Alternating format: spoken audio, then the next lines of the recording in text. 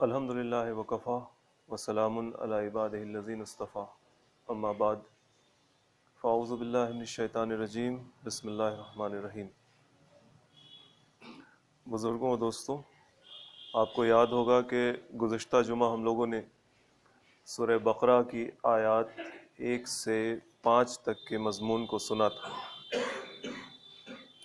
اس میں اللہ تعالیٰ نے اس قرآن کے ہدایت ہونے کی بات کہی تھی کہ یہ قرآن سراپا ہدایت ہے ان لوگوں کے لیے جو ہدایت حاصل کرنا چاہتے ہیں، جو اللہ کے راستے پر چلنا چاہتے ہیں، جنہوں نے اہدنا الصراط المستقیم کی دعا کی ہے، وہ آواز لگائی ہے کہ ہمیں سیدھے راستے پر چلائیے، جو انبیاء کے راستے پر چلنا چاہتے ہیں، جو صدیقین کے راستے پر چلنا چاہتے ہیں، جو شہداء کے راستے پر چلنا چاہتے ہیں، جو صالحین کے راستے پر چلنا چاہتے ہیں، اور اللہ تعالیٰ نے ان لوگوں کے لیے وہ راستہ کھول دیا کہ وہ راستہ یہ ہے کہ تمہیں ایک کتاب دی جا رہی ہے جس میں تم کوئی شک نہ کرو۔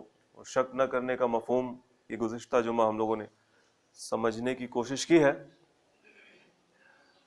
جو کتاب دی گئی ہے، جو راستہ تمہیں دیا جا رہا ہے، جو راستہ بتایا جا رہا ہے، یہ ہر شخص سے بالا ہے، ہر شخص سے اوپر ہے۔ اس میں رتی بھر بھی تم شک نہیں کر سکتے کسی بھی طریقے سے۔ یقین کرو اس پر، دل کی گہرائی کے ساتھ یقین کرو اور نماز قائم کرو۔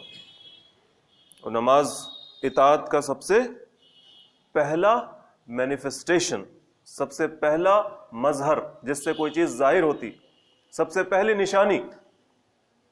اگر تم یقین کرتے ہو، اگر اطاعت کرتے ہو، اگر اس راستے پر چلنا چاہتے ہو تو سب سے پہلے نماز قائم کرو، اور جو کچھ بھی ہم نے تمہیں دیا ہے اس کو خرچ کرو۔ اور پہلے جو اللہ تعالیٰ نے انبیاء کرام کو نازل کیا، مبعوث کیا، اور ان پر جو کتابیں نازل کی، ان کتابوں کو بھی اس حیثیت سے مانو کہ وہ بھی اللہ کی کتابیں تھیں۔ بعد میں ان کے ماننے والوں نے، وہی جن لوگوں نے گمراہی اختیار کر لی، جن لوگوں نے اپنے علم کا ناجائز فائدہ اٹھایا، ان لوگوں نے ان کتابوں میں تحریف کی ہے، اس میں اپنی باتیں ملا دی ہیں، لیکن وہ کتابیں تھیں اللہ کی طرف سے بھیجی ہوئی۔ اس حیثیت سے ان پر یقین کرو اور ان کو مانو، اور اس بات کا یقین اپنے دل میں سجاؤ، بٹھاؤ کہ یہ دنیا عارضی ہے، ٹیمپرری۔ ہر چیز یہاں ایک وقت تک کے لیے دی گئی ہے، یہ زندگی بھی ایک وقت تک کے لیے، اور پھر جو چیز دی گئی ہے اور یہ جو زندگی دی گئی ہے، یہ ہر چیز حساب کتاب کروائے گی۔ چیزیں ملی ہیں تو ان کے بارے میں پوچھا جائے گا، اور پوچھے جانے کا ایک دن مقرر ہے، اس کا علم اللہ کو ہے، اور وہاں تمہارا جواب جیسا ہوگا اس جواب کے مطابق تمہارے ساتھ معاملہ ہوگا۔ اگر تم نے صحیح جواب دیا، جو نعمتیں اللہ نے تمہیں دی تھیں ان نعمتوں کا استعمال اللہ کی رضا، اللہ کی خوشی کے لیے کیا، اللہ کی مرضی کے مطابق کیا، زندگی دی تھی، زندگی کا استعمال اللہ کی خوشی کے مطابق کیا۔ نوجوانی، جوانی، مال، علم، جو کچھ بھی ملا، ان چیزوں کا استعمال اگر تم نے اللہ کی مرضی کے مطابق کیا تو اللہ تعالیٰ تمہیں ہمیشہ کی کامرانی سے اور سرفرازی سے نوازے گا، جنت میں داخل کر دے گا۔ لیکن اگر وہ زندگی، وہ جوانی، وہ مال، وہ علم تم نے غلط راستے میں استعمال کیا، کھپایا، تو پھر اللہ تعالیٰ تمہیں سزا دے گا، اس کی ناراضی تم مول لو گے اور سزا کے حقدار ہو جاؤ گے، اور سزا کے لیے جہنم میں ڈال دیا جائے گا۔ اس بات کا یقین کرو۔ اور جن لوگوں نے اس بات کا یقین کیا، جن لوگوں نے ان چیزوں کو مانا، ان کے لیے سراپا ہدایت ہے، وہ لوگ ہیں جو کامیاب ہو گئے۔ لیکن جن لوگوں نے ان چیزوں کا انکار کیا، نہیں مانا کہ یہ جو محمد ہیں صلی اللہ علیہ وسلم، یہ جو دعوت دے رہے ہیں، یہ جو بات پیش کر رہے ہیں کہ یہ اللہ کی کتاب ہے، یہ اللہ کی کتاب نہیں، اوپر سے کوئی ہدایت نہیں آ رہی، اوپر والے رب نے کوئی ہدایت ان کو نہیں دی، ان پر کوئی کتاب نازل نہیں کی، اگر ایسا مان رہے اور یہ جو کہہ رہے ہیں کہ نماز قائم کرو، اس نماز کا انکار کر رہے ہیں اور نماز قائم نہیں کر رہے، اور یہ انکار کر رہے ہیں ان چیزوں کو اللہ کے راستے میں خرچ کرنے کا جنہیں اللہ نے انہیں دیا، اللہ نے دیا، نعمتیں اللہ نے دی، زندگی، جوانی، مال، علم، صلاحیت، سوچ، فکر اللہ نے دی، لیکن اس کا یہ استعمال اللہ کے راستے میں نہیں کر رہے، اور پہلے بھی جو کتابیں نازل ہوئیں ان کو بھی نہیں مانتے، یا پھر کسی کو مانتے، 10 میں 9 مان رہے، ایک نہیں مان رہے، کسی بھی طریقے سے ایک چیز بھی ان میں سے کوئی ایسی ہے جس کو یہ نہیں مان رہے، اور پھر یہ بھی ان کے دل میں نہیں ہے کہ مرنے کے بعد بھی کوئی زندگی، مرنے کے بعد اصل زندگی، اٹھ کر حساب و کتاب دینا ہے، یہاں بھی جو چیز ملی ہے اس کے بارے میں پوچھا جائے گا اور ہمیں اس کا جواب دینا ہے، جواب کے نتیجے میں کوئی جنت ہے کوئی جہنم ہے، نہیں مانتے، یہ ضدی اور ہٹ دھرمی ہو گئے، نہیں ماننے میں بہت زیادہ آگے بڑھ گئے، دشمنی پر چلے آئے ہیں، بغض و عناد رکھ رہے ہیں محمد صلی اللہ علیہ وسلم سے۔ ایسے لوگوں کے بارے میں اللہ تعالیٰ ارشاد فرما رہے ہیں ان الذین کفروا سواء علیہم انذرتہم ام لم تنذرہم لا یؤمنون۔ اے محمد صلی اللہ علیہ وسلم، یہ جو ایک خاص گروہ ہے جس نے ان باتوں کا انکار کیا ہے، انکار کرنے والے سارے کافر نہیں، سارے کافر کی بات نہیں ہو رہی یہاں پر ان کفار کی بات ہو رہی ہے جو رسول اللہ صلی اللہ علیہ وسلم کی مخالفت میں حد سے آگے بڑھ گئے۔ ایک ہے نہیں ماننا، اور ایک ہے نہیں ماننے کے ساتھ ساتھ دشمنی پال لینا، اور ہر طریقے سے راستے میں روڑے اٹکانا۔ ایسی کرتوت جن لوگوں کی تھی، ان لوگوں کے بارے میں اللہ تعالیٰ ارشاد فرما رہے ہیں کہ اے محمد صلی اللہ علیہ وسلم، ایسے لوگ برابر ہے آپ کے لیے کہ آپ ان کو ڈرائیں، ہوشیار کریں، جھنجھوڑیں یا نہ کریں، دونوں حالتوں میں معاملہ یکساں ہے۔ کیا؟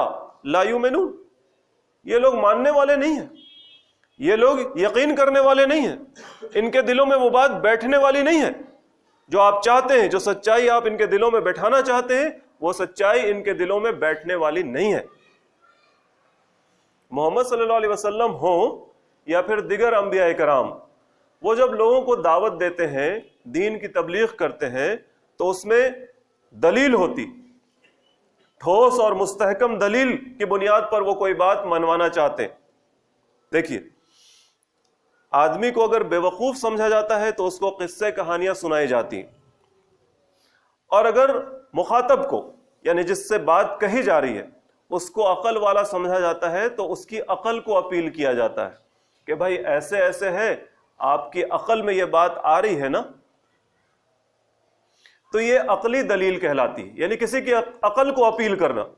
ایسی بات اس کو نہیں سنانا جو اس کی عقل قبول ہی نہیں کر رہی، بس مان لے رہا ہے کسی وجہ سے کہ کوئی بڑا کہہ دے رہا ہے، یا پھر بہت سے لوگ مانتے ہیں اس لیے مان لے رہا ہے۔ نہیں، دعوت عقلی ہوتی ہے انبیاء کرام کی، ٹھوس اور مستحکم عقلی دلیل پر مبنی، اور اس کے اندر تبشیر اور انذار کا پہلو ہوتا ہے۔ غور سے سمجھنے کی کوشش کریں ہم لوگ، دعوت کا نیچر کیا ہوتا ہے؟ ٹھوس عقلی، عقل کو اپیل کرتی ہے، اور اس کے اندر انذار اور تبشیر کا پہلو ہوتا ہے۔ تبشیر، خوشخبری سنانا۔ اگر اس دعوت کو، جو عقلی دعوت ہے جس کو تمہاری عقل مان رہی ہے، اس دعوت کو اگر تم قبول کرتے ہو تو اس کے نتائج جو ہوں گے فوز و فلاح کے، کامیابی کے، جو اس دنیا میں بھی حاصل ہو سکتے ہیں اور آخرت میں بھی حاصل ہوں گے، اس کی بشارت دینا، اس کی خوشخبری سنانا، یہ ہے تبشیر۔ اور انذار، جو لفظ یہاں پہ آیا نا، انذرتہم، ان کو ڈراؤ۔ انذار یعنی ہوشیار کرنا، ڈرانا۔ تو انبیاء کی دعوت کا ایک دوسرا پہلو ہوتا ہے کہ اس کے اندر انذار ہوتا ہے، یعنی اگر تم اس دعوت کو جو عقلی ہے، ٹھوس ہے، اس کو نہیں قبول کر رہے ہو تو اس کے نتیجے میں جو مہالک ہوں گے، جو خطرات درپیش ہوں گے، جو برے نتائج تمہارے سامنے آئیں گے، وہ یہ ہے، ان سے ڈرانا، ان سے ہوشیار کرنا۔ نہیں مانو گے، اللہ تعالیٰ اس دنیا میں بھی تم کو سزا دے سکتا ہے، چھوٹا عذاب یہاں بھی دے سکتا ہے، اور آخرت میں تو عذاب ہے۔ اس بات سے ہوشیار کرنا، یہ کیا کہلاتا ہے؟ یہ انذار کہلاتا ہے، انذار۔ اب جو مخاطب ہے، یعنی جس سے بات کہی جا رہی ہے، اگر وہ عام سا آدمی ہے تو اس کے سامنے یہ تمام پہلو آ گئے، اور اگر ضدی ہے، ہٹ دھرمی ہے، دشمنی میں آگے بڑھا چلا جا رہا ہے، تو ظاہر ہے ایسے آدمی کے سامنے یا پھر ایسے گروہ کے سامنے انذار کا پہلو قدرتی طور پر حاوی ہو جائے گا۔ دعوت کے اندر قدرتی طور پر نہیں سن رہا ہے، زیادہ اس کو ڈرانا پڑتا ہے۔ لات کا بھوت بات سے نہیں مان رہا تو اس کے سامنے زیادہ لات لگانی پڑتی نا، اس کو زیادہ لات لگانی پڑتی۔ ایسے ہی یہ جو ابو جہل اور ابو لہب کا ٹولہ تھا، یعنی اس قسم کے جو رسول اللہ صلی اللہ علیہ وسلم کے مخالفین تھے، ان کے سامنے انذار کا پہلو زیادہ نمایاں ہوا رسول اللہ صلی اللہ علیہ وسلم کی دعوت کے اندر، کیونکہ وہ اسی لائق تھے، وہ لات کے ہی بھوت تھے، وہ بات سے سننے اور ماننے والے نہیں تھے۔ اس لیے اللہ تعالیٰ یہاں پر ارشاد فرما رہے ہیں کہ ان الذین کفروا سواء علیہم انذرتہم ام لم تنذرہم لا یؤمنون، برابر ہے آپ کے لیے کہ یہ جو کفر کرنے والے لوگ ہیں، ان کے حوالے سے آپ کے لیے یہ برابر ہے کہ آپ ان پر انذار کی ذمہ داری ادا کریں یا نہ کریں، ان کو ڈرائیں یا نہ ڈرائیں۔ یہ ماننے والے نہیں، انہوں نے دشمنی میں اپنے آپ کو اتنا آگے کر دیا ہے کہ اب یہ کچھ سننے اور ماننے کو تیار نہیں۔ لہذا جب ایسا ان کا حال ہے تو اللہ تعالیٰ ارشاد فرماتے ہیں ختم اللہ علی قلوبہم وعلی سمعہم وعلی ابصارہم غشاوہ ولہم عذاب عظیم۔ اور اللہ تعالیٰ نے ان کے دلوں پر اور ان کے کان پر اور ان کی آنکھوں پر پردہ ڈال دیا ہے، ان کے دلوں پر اور ان کے کان پر مہر لگا دی ہے، اور وعلی ابصارہم غشاوہ، ان کی آنکھوں پر پردہ ڈال دیا ہے، ولہم عذاب عظیم، اور ان کے لیے بہت بڑا عذاب ہے۔ یہ ایک بہت بڑا نکتہ ہے، نقطہ، اس کو بھی سمجھنا ہے۔ اللہ تعالیٰ کی طرف سے یہ بات جو کہی جا رہی ہے کہ اللہ نے ان کے دل پر مہر لگا دی، ان کے کان پر مہر مار دی۔ ختم کہتے ہیں کسی چیز پر مہر مارنے کو، مٹی یا موم کی کوئی چیز اس پر مہر مار دینا، اس کو کہتے ہیں ختم۔ رسول اللہ صلی اللہ علیہ وسلم خاتم الانبیاء ہیں، تمام نبیوں کے سلسلے پر آخر میں مہر مار دی گئی، مہر لگا دی گئی۔ جیسے کہیں کوئی دکان وغیرہ سیل ہوتی ہے، ابھی آپ لوگ جانتے ہیں کہ وہ تالہ بندی کے دوران دکانیں سیل ہوتی تھی، تو سیل ہونے کا طریقہ کیا ہوتا ہے؟ اس کے تالے کے اوپر کپڑا لپیٹ کے اور وہ مہر لگا دی جاتی ہے، لاہ لگا کر کے اس کے اوپر مہر مار دی جاتی ہے، اب یہ نہیں کھلے گی۔ محمد صلی اللہ علیہ وسلم سلسلہ نبوت کی کڑی جو ہے اس پر اللہ نے مہر لگا دی کہ اب کوئی نبی نہیں آنے والا۔ تو محمد صلی اللہ علیہ وسلم خاتم الانبیاء ہیں، ختم اللہ نے مہر لگا دی۔ یہ اللہ تعالیٰ نے مہر لگائی، اس مہر لگانے کی سنت اللہ کی کیا ہے؟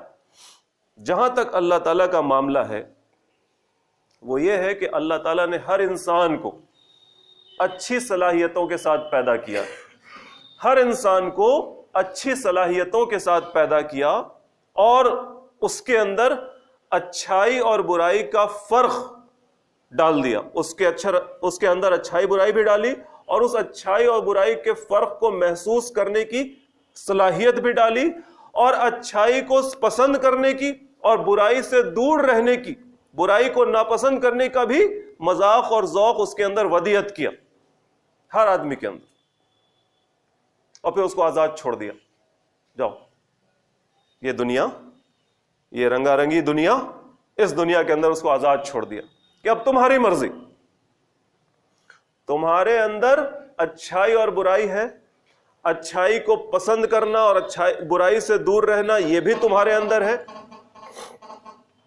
اور اچھی صلاحیتیں بھی تمہارے اندر ہیں، اور یہ اختیار دے دیا کہ جاؤ اب چاہو تو تم اچھائی کے راستے پر چلو، چاہو تو برائی کے راستے پر چلو، اچھائی کے راستے پر چل کر تمہارے اندر جو صلاحیتیں ہیں ان صلاحیتوں کو اچھائی کے راستے میں استعمال کرو، برائی کے راستے پر چل کر تمہارے اندر جو صلاحیتیں ہیں ان صلاحیتوں کو برائی کے راستے پر استعمال کرو، اٹس اپ ٹو یو، یہ تمہارے اوپر ہے۔ آؤ گے جب تو ہم حساب کتاب لیں گے اور اس کے حساب سے تمہارا معاملہ کریں گے۔ اب جو آدمی اس دنیا میں آیا اچھائی برائی کی تمیز لے کر، اچھائی کو پسند کرنے کا جذبہ لے کر، برائی سے بچنے کا جذبہ لے کر، اپنی صلاحیتوں کو سنجو کر اس دنیا میں آیا، پیدا ہوا، بڑا ہوا، اس دنیا سے اس نے سیکھا اور پھر اس اختیار کا استعمال کیا جو اس کو پاور دیا گیا تھا، اس پاور کا اس نے استعمال کیا، برائی کے راستے کو پسند کیا، بری چیزیں اس کو، وہ برائی کی طرف بڑھنے لگا، اللہ تعالیٰ نے اس کے لیے وہی راستہ آسان کر دیا، جاؤ ادھر ہی جانا چاہتے ہو، وہ آگے بڑھ رہا ہے، بڑھتا جا رہا ہے، وہ اپنے کو روک نہیں رہا، جگہ جگہ پر اس کو مائل سٹون دکھ رہا ہے، آگے اور جہنم 100 کلومیٹر، جہنم 99 کلومیٹر، جہنم 98 کلومیٹر، لیکن وہ رک نہیں رہا، وہ بڑھتا چلا جا رہا ہے، کہیں پر وہ اپنے قدم کو تھام نہیں رہا، وہ بڑھتا چلا جا رہا ہے۔ تو پھر جب یہ حال ہو گیا کہ اب اس کو برائی پسند آنے لگی اور اچھائی سے وہ کوسوں دور ہو گیا، اچھائی پسند نہیں کرتا، ایون سننا بھی پسند نہیں کرتا، اس کا دل بالکل اچھائی کو قبول کرنے سے دور ہو گیا، اس کی حالت ویسی ہو گئی جیسی حالت رسول اللہ صلی اللہ علیہ وسلم نے ایک حدیث میں بتائی کہ آدمی جب کوئی برا کام کرتا ہے، کوئی گناہ کرتا ہے، غلط کام کسی بھی طرح کا، تو اس کے دل پر ایک نقطہ جو سیاہ ہوتا ہے وہ لگ جاتا ہے، ایک بندو۔ پھر اگر وہ توبہ کرتا ہے، یعنی اپنی غلطی کو مان لیتا ہے، صحیح راستے پر آتا ہے، اصلاح کرتا ہے، اللہ سے مغفرت چاہتا ہے، تو وہ چیز مٹا دی جاتی ہے، مٹ جاتی ہے، وہ جو چھاپ لگی تھی برائی کی وہ چھاپ مٹ جاتی۔ لیکن اگر توبہ نہیں کرتا، مغفرت نہیں چاہتا، تو وہ چھاپ رہتی ہے، پھر دوسرا کرتا ہے، دوسری چھاپ ہوتی ہے، تیسرا کرتا ہے، تیسری چھاپ ہوتی ہے، حتیٰ کہ اس کا پورا دل برائی سے چھپا چھپ ہو جاتا ہے، چھاپا لگ گیا اس پر، سیاہ ہو گیا، بالکل سیاہ ہو گیا، زنگ آلود ہو گیا۔ پھر رسول اللہ صلی اللہ علیہ وسلم نے ایک آیت پڑھی قرآن کی کہ بالکل یہ حال اس کا ایسا ہی ہے، کلا بل، ہرگز نہیں، بلکہ معاملہ یہ ہے، ران علی قلوبہم ما کانوا یکسبون، کہ وہ ران ہے، ران یعنی زنگ ہے، زنگ جو اس کے دل پر لگ گیا ہے، ما کانوا یکسبون، کیسے لگا؟ اس کی اپنی کرتوت سے، اس کی اپنی حرکت سے، وہ گناہ کرتا گیا، توبہ نہیں کی اس نے، اصلاح کی کوشش نہیں کی اس نے، مغفرت نہیں چاہی اس نے، وہ گناہ کرتا چلا گیا، تو اس کا دل زنگ آلود ہو گیا، اب اس کو گناہ ہی پسند ہے، غلط کام ہی پسند ہے، غلط کام میں ہی مزہ آتا ہے، اچھا پسند نہیں کرتا، اچھی بات سننا نہیں چاہتا۔ یہ کیفیت ہے ختم اللہ کی، اللہ کی طرف سے مہر لگا دیے جانے کی۔ یہ ہوا مطلب کہ اللہ تعالیٰ اب مہر لگاتے نہیں۔ اللہ تعالیٰ نے کیا کہا کہ جب تم اس راستے پر آگے بڑھتے چلے گئے تو پھر ایٹ لاسٹ لائسنس تو اللہ سے ہی نہ لینا ہے، اچھائی کا ہو یا برائی کا ہو، ٹھپا تو اللہ کی حکومت کا ہی لگے گا، تو ختم اللہ نے پھر مہر لگا دی۔ بھائی آپ دوڑ بھاگ کر کے کوشش کر کے لے کے یہی آئے کہ ہم نے یہ حاصل کیا ہے، تو ٹھیک ہے، لو اس پر تمہارا اللہ کی مہر لگ گئی، اور جو انسان اپنے اندر کی اچھائی کے مطابق زندگی میں آگے بڑھتا ہے، اچھائی کو پسند کرتا ہے، اس راستے پر چلنا چاہتا ہے، اللہ تعالیٰ اس کے لیے اس راستے کے دروازے اور وا کرتا جاتا ہے اور کھولتا چلا جاتا ہے. پہلے بند دکھتا ہے، پھر تھوڑا اجار، تھوڑا سا کھلا، پھر تھوڑا اور کھلا، پھر تھوڑا اور کھلا، حتیٰ کہ اس کا دل اس بات کو پسند کرنے لگتا ہے. بری چیز، بری بات اس کو خراب لگتی ہے، اس کی طبیعت نہیں سننا چاہتی، اس کے کان سننا نہیں چاہتے، اس کی آنکھ دیکھنا نہیں چاہتی، اس کا دل، اس کا ذہن تصور نہیں کرنا چاہتا، اچھائی پسند کرتا ہے تو وہ اس راستے پر چلنے لگتا ہے. ختم اللہ کا مطلب وہ ہوا کہ جو انسان اس طرح سے برائی کو پسند کرنے لگا اپنے اختیار سے، اپنی مرضی سے، اپنی چاہت سے، تو پھر ایٹ لاسٹ اللہ تعالیٰ کہتے ہیں، یا اللہ تعالیٰ کی طرف سے، یہ اللہ تعالیٰ کی سنت ہے، اللہ کا طریقہ ہے کہ وہ اس دل پر مہر لگا دیتا ہے. ختم اللہ علی قلوبہم وعلی سمعہم وعلی ابصارہم غشاوہ. اس کے کان اور اس کے دل پر مہر لگ گیا اور اس کی آنکھوں پر پردہ پڑ گیا کہ وہ اب کوئی بات اچھی دیکھنا، سننا، سوچنا نہیں چاہتا، پسند نہیں کرتا. وَلَهُمْ عَذَابٌ عَظِيمٌ. اور ان کے لیے دردناک عذاب ہے، بڑا عذاب ہے، بڑا عذاب ہے. ظاہر ہے جو عظیم عذاب ہے وہ علیم بھی ہوگا، دردناک بھی ہوگا، خطرناک بھی ہو. یہ دو حصہ ہم لوگوں نے سنا سورہ بقرہ کی آیات 1 تا 7 کے اندر. پہلے حصے میں ماننے والوں کے بارے میں بات کہی گئی اور دوسرے حصے میں انکار کرنے والوں کے بارے میں بات کہی گئی. Now there is a grey area. ایک بلیک اور وائٹ ہو گیا، ماننے والا وہ ایسے ایسے ایسے ایسے، نہ ماننے والا ایسے ایسے ایسے ایسے. اب ایک کردار ہے جو بزدل ہے، ایک کردار ہے، کیریکٹر جو بزدل ہے، جو کم ہمت ہے، جو مفاد پرست ہے، جو مطلبی ہے. اب اس کردار کی بات ہو رہی.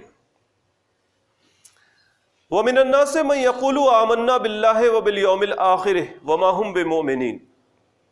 اور انسانوں میں بہت سارے لوگ ایسے بھی ہیں، یا انسانوں میں کوئی ایسا بھی ہے جو کہتا ہے، یعنی کردار کی بات ہو رہی ہے تو ظاہر ہے کوئی ایسا ہے، بہت سارے لوگ تو ہیں لیکن وہ ایک کردار ہے جس کو پیش کیا جا رہا ہے.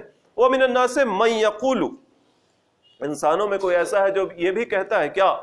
آمنا باللہ وبالیوم الآخر.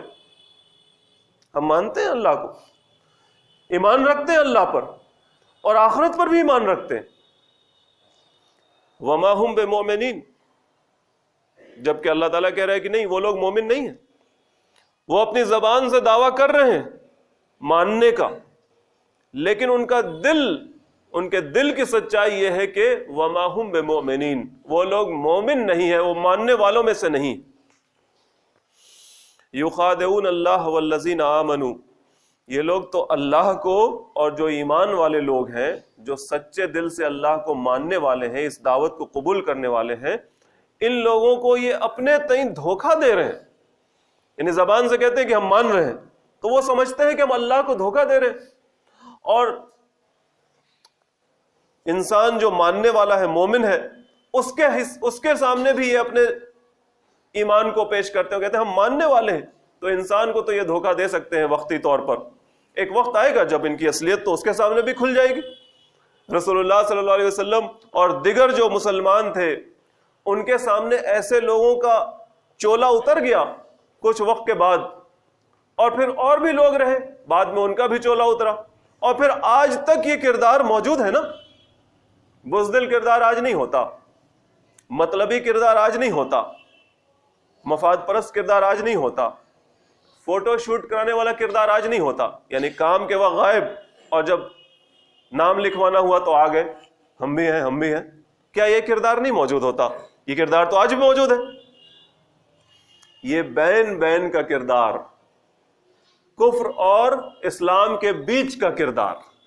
کوئی بات کسی وجہ سے مسلمان بھی بن گئے، کسی وجہ سے اپنے آپ کو ماننے والا بھی شامل کروا لیا، اور پھر ماننے والے ہونے کے جو تقاضے ہیں جب ان کو پورا کرنے کی باری آئی تو میدان سے بھاگ گئے، دکھ ہی نہیں رہے. پھر جب رجسٹر نکلا نام لکھنے کے لیے تو پھر نکل کر آ گئے، اوٹ سے باہر آ گئے، جہاں چھپے ہوئے تھے وہاں سے نکل کر باہر آ گئے، ہم بھی ہیں، ہمارا بھی نام لکھیے۔ یہ کردار آج بھی موجود ہے اور آگے بھی موجود رہے گا۔ یہ انسانی کردار کی وہ کمزوری ہے جو ہمیشہ اس کے اندر موجود رہے گی۔ اور جو لوگ ہمتور ہوتے ہیں، یہ اصل میں کردار کا بس دو ہی چہرہ ہے، ایک جو ہمت رکھتا ہے اور ایک جو بزدل ہوتا ہے۔ ہمت رکھتا ہے ایمان پر ہے، ایمان والا ہمت والا ہے، کفر پر ہے، کفر پر ہمت والا ہے۔ جیسے ابو جہل کفر پر تھا لیکن ہمت پر تھا، وہ دوغلے قسم کا کردار نہیں رکھتا تھا۔ اس کے بالمقابل ہم لوگوں نے سورہ لہب میں ابو لہب کے کردار کو دیکھا اور سمجھا تھا، وہ اس طرح کا تھا، چھچھورا کردار۔ اور ایک کردار ہوتا ہے یہی بزدل، جو بہادر کے مقابل، صاف گو کے مقابل جھوٹ پسند کرنے والا، بزدلی پسند کرنے والا، اپنے مطلب پر آگے آگے رہنے والا، اپنے مفاد کو ترجیح دینے والا، اور جہاں پر اس کے ذاتی مفاد پر چوٹ پہنچ رہی ہے وہ ہٹ گیا، وہ بھاگ گیا۔ وہ کسی کا سگا نہیں ہوتا، نہ وہ کسی فکر کا سگا ہوتا ہے، نہ وہ کسی جماعت کا سگا ہوتا ہے، نہ وہ کسی قوم کا سگا ہوتا ہے، نہ کسی علاقے کا سگا ہوتا ہے، کسی بھی چیز کا سگا نہیں ہے۔ وہ اپنی ذات کی حد تک دیکھتا ہے، وہ اپنا فائدہ دیکھتا ہے۔ اس کردار کا بخان آگے کی آیتوں میں ہے، جہاں یہ بات شروع ہو رہی ہے کہ وَمِنَ النَّاسِ مَن يَقُولُ آمَنَّا بِاللَّهِ وَبِالْيَوْمِ الْآخِرِ وَمَا هُمْ بِمُؤْمِنِينَ يُخَادِعُونَ اللَّهَ وَالَّذِينَ آمَنُوا وَمَا يَخْدَعُونَ إِلَّا أَنفُسَهُمْ وَمَا يَشْعُرُونَ۔ انسانوں میں کوئی ایسا بھی ہے جو کہتا ہے کہ ہم ایمان لاتے ہیں اللہ پر، آخرت پر، حالانکہ وہ مومن نہیں ہے، اللہ کو دھوکہ دینا چاہتا ہے، ایمان والوں کو دھوکہ دینا چاہتا ہے۔ وما یخدعون الا انفسهم، حالانکہ معاملہ یہ ہے کہ وہ دھوکہ دے رہا ہے لیکن صرف اپنے آپ کو، وہ چالیں چل رہا ہے لیکن وہ چال اسی پر پڑ رہی ہے، وہ اپنے تئیں سمجھ رہا ہے کہ ہم کامیاب ہیں، حالانکہ وہ پھنستا چلا جا رہا ہے، پھنستا چلا جا رہا ہے۔ وما یشعرون، اور اس بات کا اس کو شعور بھی نہیں ہے، احساس بھی نہیں ہو رہا کہ وہ پھنستا چلا جا رہا ہے، وہ اس گڈھے میں گرتا چلا جا رہا ہے جو سمجھتا ہے کہ اس نے دوسروں کے لیے کھودا ہے۔ وہ اللہ تعالیٰ کو دھوکہ دے سکتا ہے؟ جو دلوں کا حال جانتا ہے اس کو کوئی دھوکہ دے سکتا ہے؟ اکیلے میں جب انسان ہوتا ہے اور بالکل اس کے دل میں اس کا اپنا ذاتی خیال جب پیدا ہوتا ہے، وہ خود سے کوئی خیال لاتا ہے، اس بات کو بھی اللہ ہی تو جان رہا ہوتا ہے، فرشتے بھی جب نہیں جان رہے ہوتے، ادھر ادھر والے فرشتے بھی جب نہیں جان رہے کہ آدمی دل میں کیا سوچ رہا ہے، تو وہ بات صرف اللہ جان رہا ہوتا ہے۔ کیا نیت تھی اس کی، کس لیے اس نے اس کی مدد کی، کس لیے اس نے اس کو دیکھا، کیوں یہ وہاں گیا، کس لیے اس نے اس پر خرچ کیا، کیا نیت تھی، یہ فرشتے بھی نہیں جانتے۔ نیت تو فرشتے بھی نہیں جانتے، فرشتے بھی بس ظاہر کا عمل جانتے ہیں۔ علیم بذات الصدور تو صرف اللہ کی ذات ہے نا، دل کا خیال جاننا یہ تو صرف اللہ کے اختیار میں، فرشتے بھی نہیں جانتے، وہ اللہ جان رہا ہوتا ہے، اس کردار کی حقیقت اللہ جان رہا ہوتا ہے۔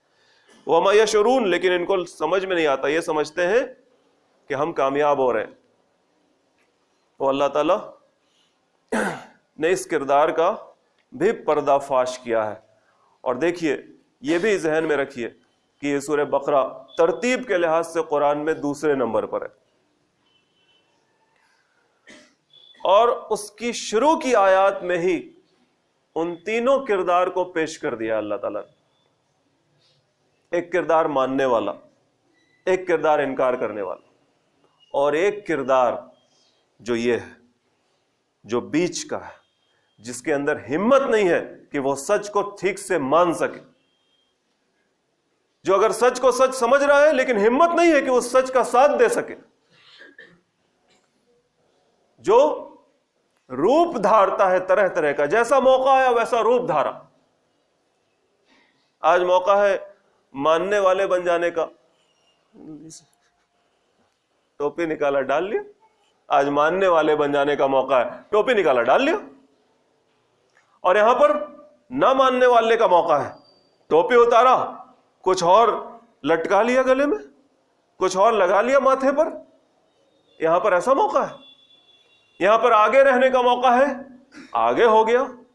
اب اس کو لگنے لگا کہ آگے رہنا خطرناک ہے, کسی بھی طریقے سے خرچ کرنا پڑ جائے گا یا پھر چوٹ کھانی پڑے گی. وہ دھیمے دھیمے پیچھے ہٹ گیا, پیچھے ہٹ گیا. یہ تیسرا کردار, یہی کردار ہے جس میں سب سے زیادہ لوگ ملوث. پہلے کردار کے لیے 5 آیات, دوسرے کردار کے لیے 2 آیات, اور یہ تیسرا کردار ہے جو شروع ہو رہا ہے 8ویں آیت سے تو چل رہا ہے 20ویں آیت تک. یہ تیسرا کردار, تیسرا کردار. اللہ تعالیٰ نے بھی اس پر زیادہ زور دیا ہے, لہذا ہمیں بھی زیادہ سمجھنا ہے اس تیسرے کردار کی اصلیت. ہم اور آپ اسی تیسرے کردار سے 2-4 ہیں. ہم اور آپ اگر اپنے گریبان میں جھانک کر دیکھیں گے نا تو یہی تیسرا کردار زیادہ نمایاں نظر آئے گا. یہی اصلیت ہے شروع سے آج بھی.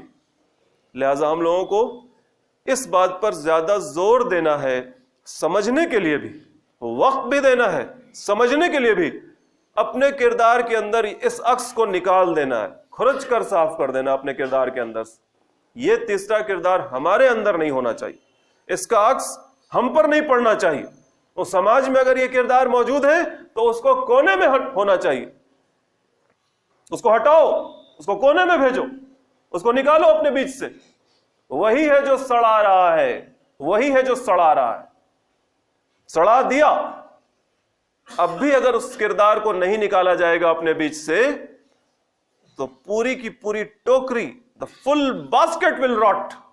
پوری کی پوری ٹوکری سڑ جائے گی, جو بچا کھچا کچھ بھی ہے وہ سب سڑ جائے گا. وآخر دعوانا ان الحمدللہ رب العالمین.